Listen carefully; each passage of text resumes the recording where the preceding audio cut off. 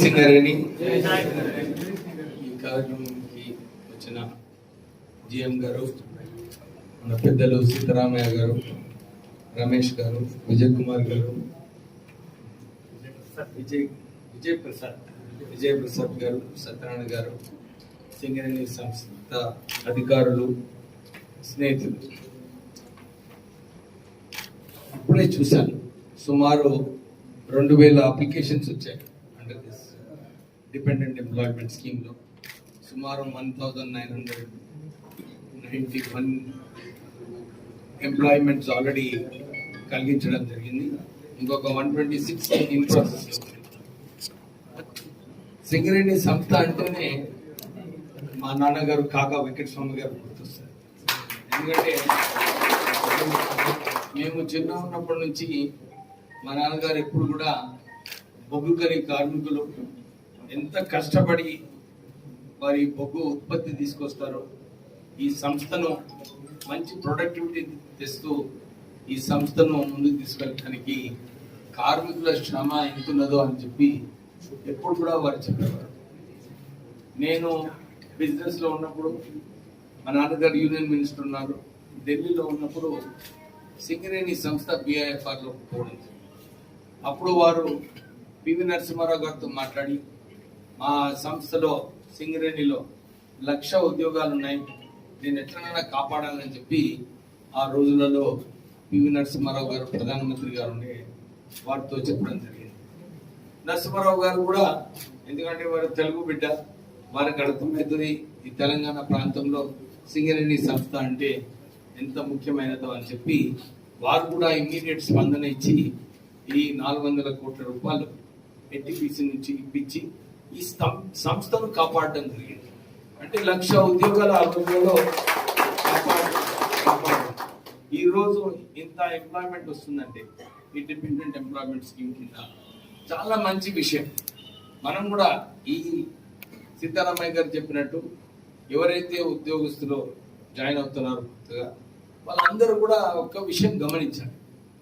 లైఫ్లో ఇప్పుడే కాదు, ఈ సంస్థని కాదు, ఎక్కడున్నా కానీ క్రమశిక్షణ ఉన్నప్పుడే మన అందరికీ కూడా ఏ సంస్థనైనా మంచిగా నడుస్తుంది, మన ఇల్లు మంచిగా నడుస్తుంది, మన పని ఎక్కడైతే చేస్తున్నామో అది కూడా మంచిగా నడుస్తుంది. So discipline is very important. మనము ఎక్కువ పని చేసినప్పుడే సంస్థకు ఉత్పత్తి ఉంటుంది, సంస్థ ప్రాఫిట్స్ ఉంటాయి. ఆ ప్రాఫిట్స్ వల్లనే మనకు బోనస్ వస్తుంది. సో మనకు ఈ సర్కిల్ ఏదైతే ఉందో దాంట్లో అన్ని చోట్ల కూడా ఒక మెసేజ్ అన్నమాట మనందరికి. ఏంటిది ఆ మెసేజ్ అంటే, హార్డ్ వర్క్ చేయాలి, సిన్సియర్గా పని చేయాలి, మన పని మన రెస్పాన్సిబిలిటీ మనదని చెప్పుకొని మనం చేసినప్పుడే ఏదన్నా సంస్థ మంచిగా ఉంటుంది. ఈ రోజు సింగరేణి సంస్థ తెలంగాణలోనే అన్నిటికన్నా పెద్ద సంస్థ సింగరేణి సంస్థ. ఇంతమంది ఎంప్లాయ్మెంట్, ఇంకా అసోసియేటెడ్ ఎంప్లాయ్మెంట్ కల్పించడము, ఆఫీసర్స్ ఇంతమంది సంస్థలో పనిచేయడము, ఈ ప్రాంతంలో ఇన్ని ఉద్యోగాలు వస్తున్నాయంటే అదొక గొప్ప విషయం. So it is a responsibility. Management అయితే ఎట్లా వాళ్ళ బాధ్యత వాళ్ళు చేస్తారు, కానీ మనది కూడా కార్మికులది, మన ఇక్కడ నివసించే ప్రజలది, అందరిది కూడా సింగరేణి సంస్థను కాపాడుకునే బాధ్యత మనందరిపై ఉంది. సో మనం ఎంత కష్టపడి కృషి చేస్తే అంత బాగుంటుంది.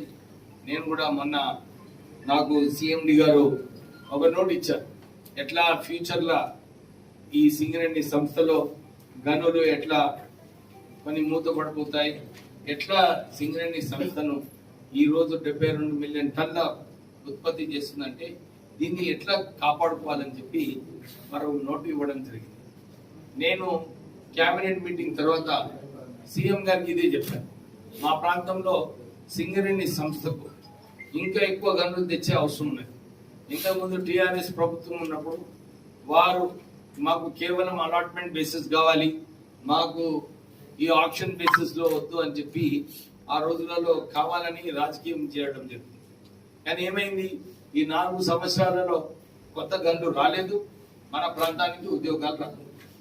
కానీ సింగరేణి సంస్థ ఏదైతే కేంద్రం ఈ పాలసీ ఆక్షన్ లో చేసినప్పుడే మేము కొత్త గనులు ఇస్తామని చెప్పి ఏదైతే కేంద్రం చెప్పిందో దాని ప్రకారంగా మనకు ఒరిస్సాలో 25 మిలియన్ టన్నుల బొగ్గు సంస్థ మనకు రావడం జరిగింది, సింగరేణి సంస్థ.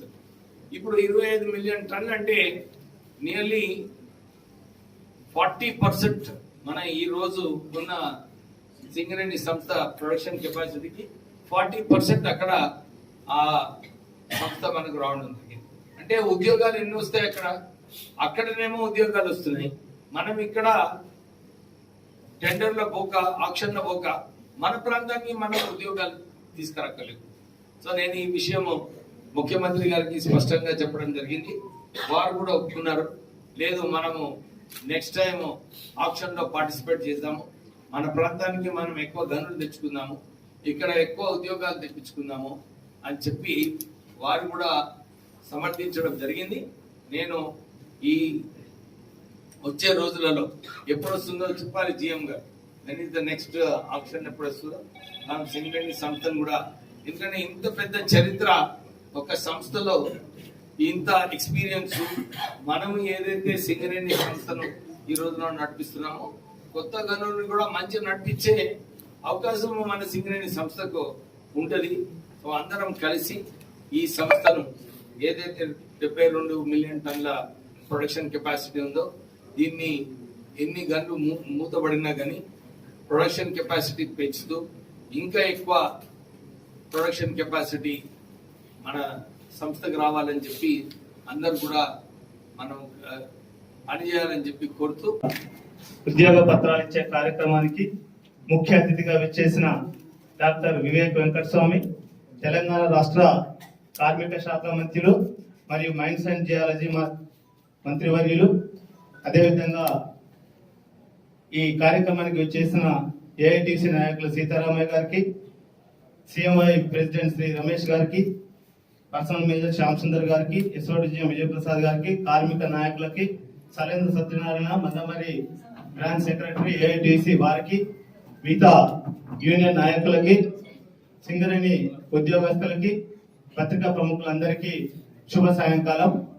మరి ఈరోజు కొత్తగా ఉద్యోగ పత్రాలు తీసుకుంటున్న వారు, మిగతా సింగరేణి ఫ్యామిలీ మెంబర్స్ అందరూ ఎంత శుభోదయం. ఈరోజు మరి ముఖ్యమంత్రి మన కార్మిక శాఖ మంత్రి గారైన వివేక్ గారు ఎంతో బిజీ షెడ్యూల్ ఉన్నా కూడా ఈరోజు మరి ఉద్యోగ పత్రాలని ఇవ్వడానికి విచ్చేసినందుకు వారికి ప్రత్యేక ధన్యవాదాలు తెలుపుతున్నాను. మరి సారు మరి మందమరి మీద ఎంతో ప్రేమ ఉంటే తప్ప ఇంత బిజీ షెడ్యూల్ లో రాలేరు. కాబట్టి మరి ఈ రోజు ఉద్యోగ పత్రాలు తీసుకుపోయే ఉద్యోగులు వారి యొక్క బాధ్యతలను గుర్తెరిగి మరి సింగరేణి అభివృద్ధికి, తర్వాత వారి తల్లిదండ్రులకు కూడా మంచిగా చూసుకొని మరి సింగరేణి కాలేజ్ లో ఎన్నో అభివృద్ధి కార్యక్రమాలు జరుగుతున్నవి. తర్వాత వారు క్వాలిఫికేషన్స్ ఇంప్రూవ్ చేసుకుంటే ఇంకా చాలా ప్రమోషన్స్ కూడా వచ్చే అవకాశం ఉంది. కాబట్టి వారు సిన్సియర్ గా పనిచేస్తూ సింగరేణి అభివృద్ధికి పాటుపడాలని, వారికి శుభం కలగాలని నేను కోరుకుంటూ, మన రాష్ట్ర కార్మిక శాఖ మంత్రి శ్రీ డాక్టర్ వివేక్ వెంకటస్వామి గారు, అట్లాగే ఈనాటి ఫంక్షన్కి అధ్యక్షత వహిస్తున్నటువంటి మన గౌరవ జనరల్ మేనేజర్ శ్రీ దేవేంద్ర గారు, అట్లాగే ఆఫీసర్స్ అసోసియేషన్ నాయకులు, అదేవిధంగా ఎస్ఓడిజిఎం గారు, పర్సనల్ మేనేజర్ గారు, అదేవిధంగా డిజిఎం పర్సనల్ గారు, అదేవిధంగా ఏఐటిసి యూనియన్ నాయకులు సత్యనారాయణ గారు, ఇంకా ఈ సమావేశాన్ని ఇచ్చేసినటువంటి అన్ని కార్మిక సంఘాల నాయకులు, కార్యకర్తలు, వివిధ పార్టీల నాయకులు అందరికీ నమస్కారం. కార్మికులు, కార్మిక సోదరులందరికీ, పాత్రికా మిత్రులందరికీ నమస్కారం.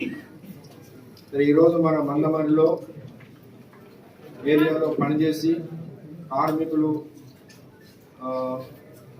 అనారోగ్యం వల్ల కావచ్చు, ఏదైనా కారణాలు మెడికల్ అని ఫెయిల్ చనిపోయినటువంటి వారి పిల్లలకి డిపెండెంట్ ఉద్యోగాలు ఇవ్వడం అనేది మన సింగరేణిలో జరుగుతూ ఉంది. దానిలో భాగంగానే ఈరోజు మన దగ్గర ఇస్తూ ఉన్నారు. మన మినిస్టర్ గారు కొత్తగా మినిస్టర్ గారు అయిన తర్వాత వారి చేతుల మీదుగా మనం తీసుకోవడం అనేది చాలా గౌరవప్రదం. అట్లాగే మిత్రులకు కూడా నేను తెలియపరిచేది ఏంటంటే, ఈ మధ్యకాలంలో పాపం తండ్రులు 30-40 సంవత్సరాలు పనిచేయడం వల్ల ఇవాళ వాళ్ళకి ఉద్యోగాలు వచ్చినాయి. దాదాపు 30-40% మంది సరిగా డ్యూటీలు చేయకపోవడం వల్ల, ఆప్షన్ ఇవ్వడం వల్ల వాళ్ళు ఉద్యోగాలు కూడా పోగొట్టుకుంటా ఉన్నారు. వాళ్ళు ఎంతో ఆశతోటి తండ్రులు 2-3 సంవత్సరాల సర్వీస్ వదిలిపెట్టి వాళ్ళ పిల్లలకు ఉద్యోగాలు ఇస్తే వాళ్ళేమో మరి వివిధ కారణాల వల్ల సరిగా పనిచేయలేకపోవటం వల్ల మరి ఆబ్సెంటిజం అయితే ఉంది. నేను వారికి విజ్ఞప్తి చేసేది ఏంటంటే, మీ తండ్రులు ఎట్లయితే 30-40 సంవత్సరాలు పనిచేశారో మీరు కూడా పనిచేయాలి. మళ్ళీ మీ పిల్లలకు కూడా సింగరేణిలో ఉద్యోగాలు రావాలి. నాకు తెలిసి బహుశా మన కొడుకు ఉద్యోగం ఇవ్వడం అనేది మన సింగరేణిలోనే ఉన్నది. ఈ యొక్క గొప్ప దీన్ని మనం వారి ఉద్యోగాలను కూడా కాపాడుకొని కంపెనీకి కూడా అభివృద్ధిలోకి తీసుకురావాలి. మన తండ్రులు పనిచేశారు కాబట్టి కంపెనీ మంచిగా లాభాలతో వచ్చింది కాబట్టి ఇవాళ ఈ స్టేజ్ లో మనకు ఉద్యోగాలు దొరుకుతాయి. మనం కూడా అట్లనే పనిచేస్తే మళ్ళీ మన పిల్లలకు కూడా భవిష్యత్తు ఉంటుంది కాబట్టి ఆ విధంగా మీరు చేస్తారని చెప్పి ఆశిస్తూ, మరి మంత్రి గారు వారికి ఎన్నో పనులు ఉంటాయి మనకు తెలుసు. అయినప్పటికీ కూడా మన 100 మంది మీద ఉన్నటువంటి అభిమానంతో వారు ప్రత్యేకంగా ఈ కార్యక్రమానికి వచ్చి